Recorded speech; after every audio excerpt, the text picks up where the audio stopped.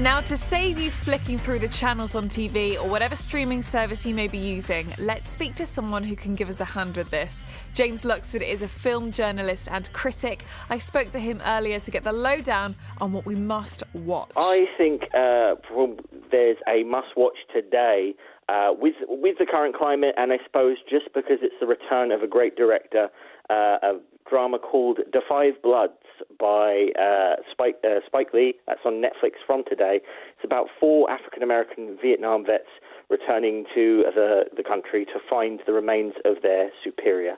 It's had great reviews. It's got a great cast: Chadwick Boseman, Clark Peters, Jean Reno, and I think just a very powerful drama. And Netflix has a really good, I suppose, hit record of taking chances on risky movies, on movies that maybe aren't, just about superheroes, which anything other than a big superhero movie counts as risky now. But you get things like The Irishman, and you get things like this, which has just been adored by movie fans so far. Sweet. Anything else? Disney Plus have got Artemis Fowl. Now, this was meant to be in cinemas, but with these unprecedented times, it's moved to Disney Plus, and it's a fantasy movie about a child genius who discovers the secret behind his father's disappearance. This didn't review so well. It's not been as well received by critics, but it does have a huge cast. Judi Dench, Josh Gad, Colin Farrell, directed by Kenneth Branagh. It's a big, I think, dare I say, kind of a modern-day Harry Potter type aesthetic, I suppose, that kind of fantasy, young adult kind of story that I don't think perhaps hits the heights of those movies, but is certainly got those kind of ambitions. And I think on Disney Plus, a good thing about streaming now is that you can take a chance in the way that you might not in a cinema, putting your money behind it. If it's got those dodgy reviews, you can make your own mind up and see if it's worth checking out. I remember when Disney Plus, it's still very new, and I remember when everyone was getting it, and there was, I think, a lot of videos that I've seen on TikTok as a result of Disney Plus, because suddenly there's been the return of Camp Rock, anything with Debbie Ryan in it. I keep seeing these kind of TikToks and stuff, and it must be because of Disney Plus, because it's kind of hard to watch things like High School Musical and Camp Rock now. It is, and I think, I got the app, and it goes by decades, so, I find it's...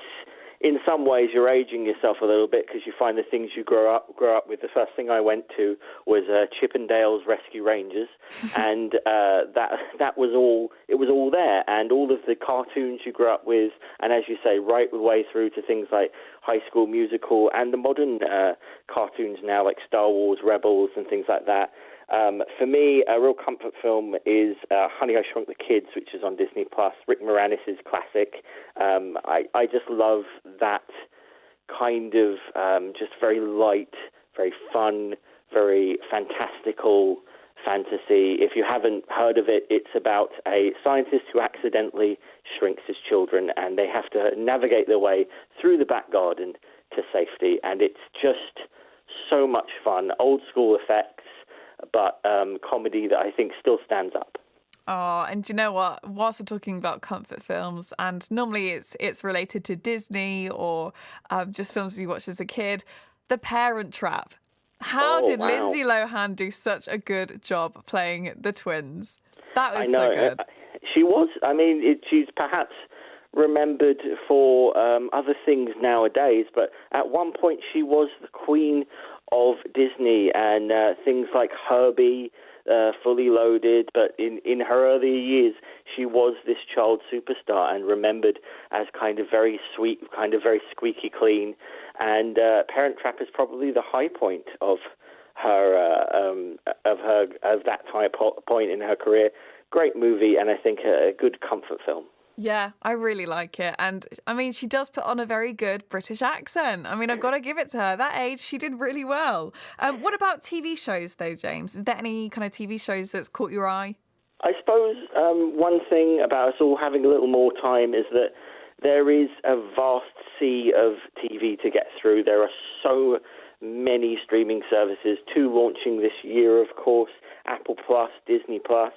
And Netflix, of course, coming up strong with two of the bigger shows this year have been documentaries. The Last Dance, the story of Michael Jordan's last season with the famous Chicago Bulls basketball team. It's a story about sport, but also about genius, what the mind of a genius goes through, and the mind of someone who is at the top of their game. So great choices. What will you be watching this weekend, James?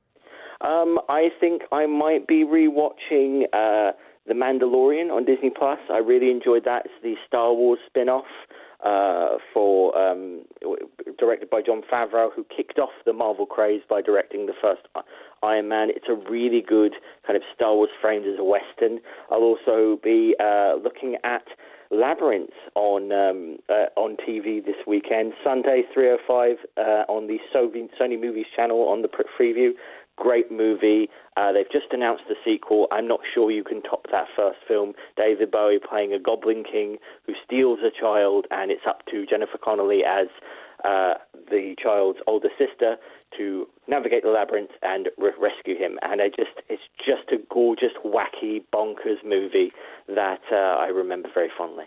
James Luxford there, film journalist and critic, on what you can watch tonight, this weekend, on all sorts, on streaming services, on Freeview, all sorts. But be right back, because I just want to go and watch The Parent Trap.